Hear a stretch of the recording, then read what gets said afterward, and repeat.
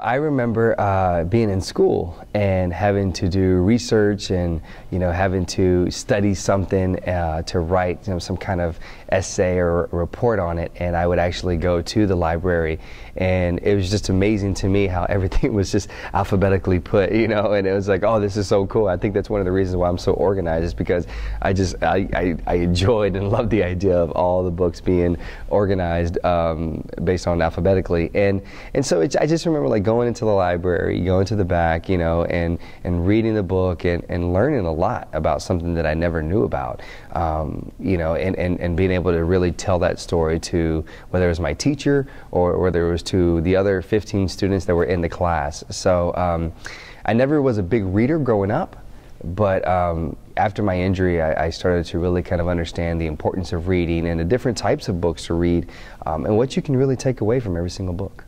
I think libraries are just an amazing place, an amazing facility, because it gives anybody, whether it's a child, whether it's an adult, the opportunity to go and find whatever it is that they want to find, and to be able to educate themselves on it, because at the end of the day, we never stop learning.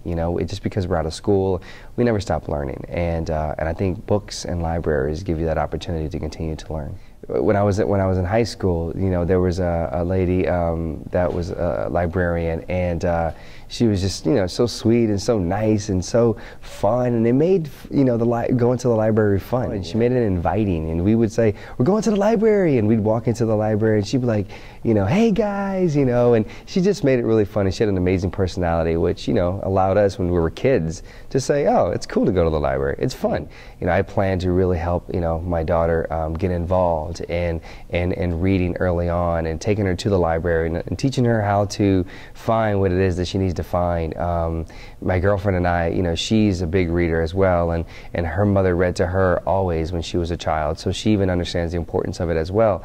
So it's going to come from both ends, to say, hey, we're taking you to a library, get your favorite book. I think it'd be kind of cool in a way to maybe make it a ritual where it's like once a month, when she's at a certain age, to say, we're going to go to the library, you pick one book out that you want to read, and you read it throughout the month, and maybe something cool like that. But it would definitely want to involve libraries into our daughter's life. I think it's unfortunate about library budget cuts. I mean, as I said, I think there's a vast need for them. I think that people, it needs to be promoted, the importance of what a library provides, and what it can do for a lot of different people out there. I think that with the way the world is, everything's so you can get access everything on the internet, or actually mainly the internet, that I think people have a tendency to say, well, why go to an actual place?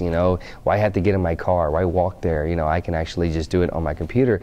But and I think times have changed, but I think it's still unfortunate, because there's that old school feeling of being able to go and actually still put your fingers on a page of a book, to actually touch a book, to actually get the book, to actually sign it out, to turn it back in. And I just think that libraries are important. One thing about I remember going to the library is that it wasn't just me being Hispanic. It wasn't just me and another Hispanic kid. It would be me and my friend who's Caucasian. It would be another friend that's from another country, a foreign country. So there was like all of us, and and I think the cool thing about even though sometimes we speak different languages, that the message is still the same in the same book. It may be a different language, maybe a different way to pronounce it, but ultimately the message is still the same.